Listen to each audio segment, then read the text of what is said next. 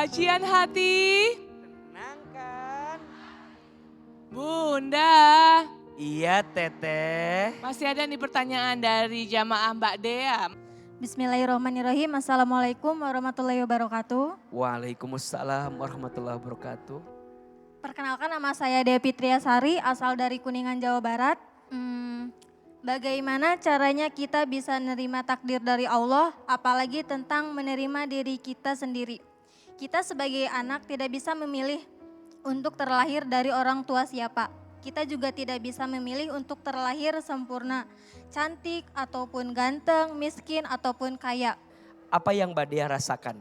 Mbak Dea izin merasa ada kekurangan dalam diri Mbak Dea sehingga apa yang Mbak Dea rasakan?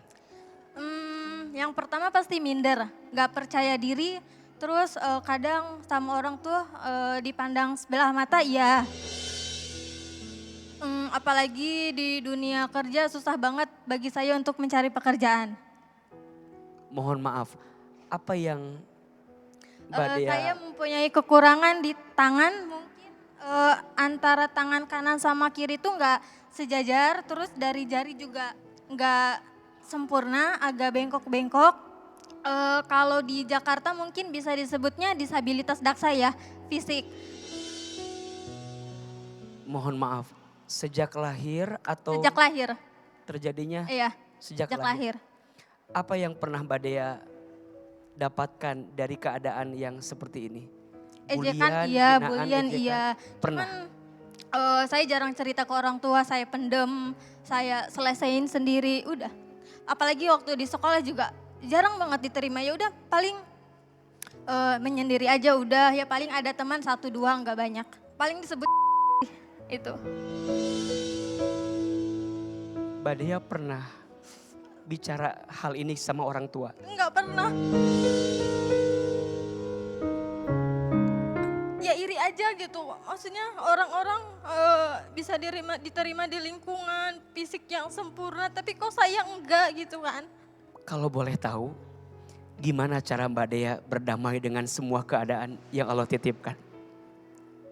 Ya paling nyibukin diri sih, Ustadz. Kayak mungkin ikut kajian atau volunteer dengan kerja. Terus kayak misalkan ada kajian di libur kerja, ada kajian di Istiqlal, sering ikut gitu. Belum kita lahir kan katanya kita dikasih pertanyaan sama malaikat 77 kali pertanyaan sama malaikat. Nah dari pertanyaan itu kok bisa saya lolos gitu, bisa terlahir di dunia. Perasaan dari saya kecil terus diuji. Kapan gitu saya menantikan kebahagiaan saya, bahagia itunya kapan gitu. Dari orang tua cerai, terus dari nyari kerja susah banget itu. Terus dari pasangan pernah ditolak juga.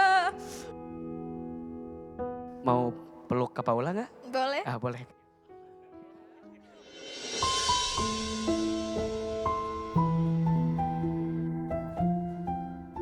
Bunda, ada takdir yang bisa kita pilih, ada takdir yang tidak bisa kita pilih.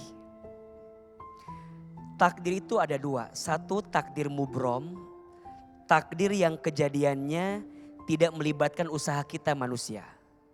Contoh, kita nggak bisa milih orang tua kita siapa,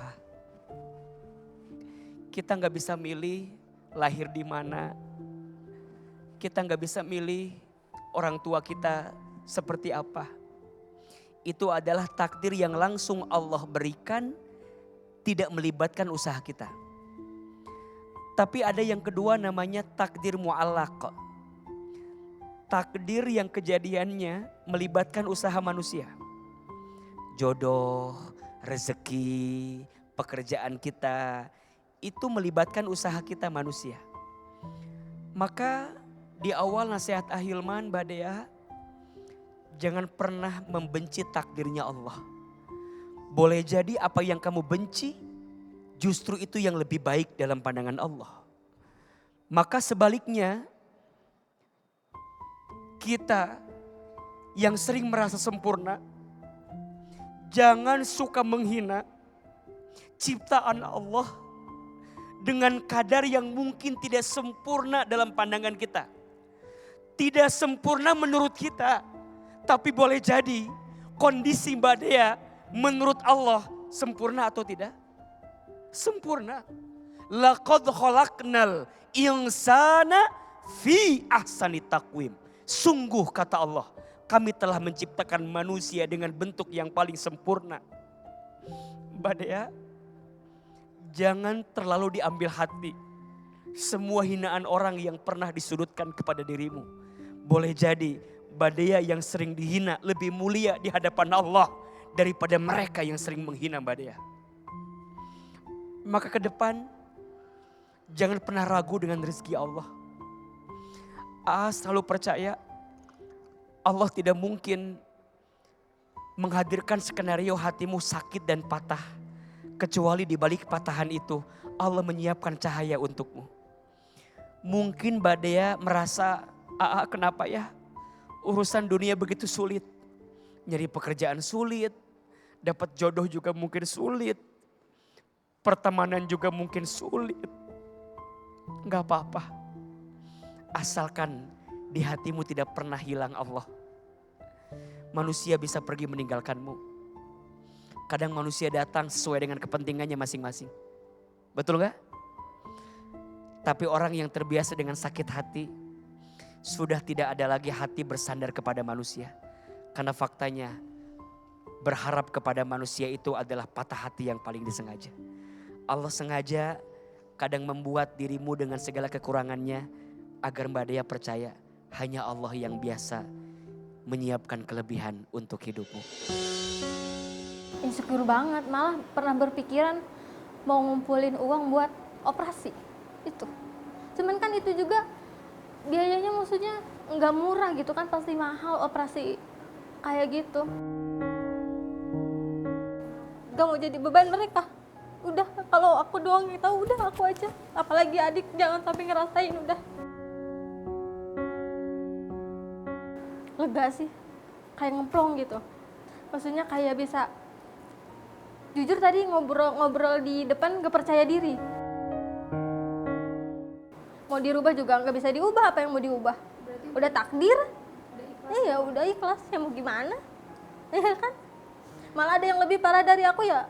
Segini juga udah alhamdulillah bersyukur kan masih bisa kerja, masih bisa jalan, masih bisa makan kan gitu.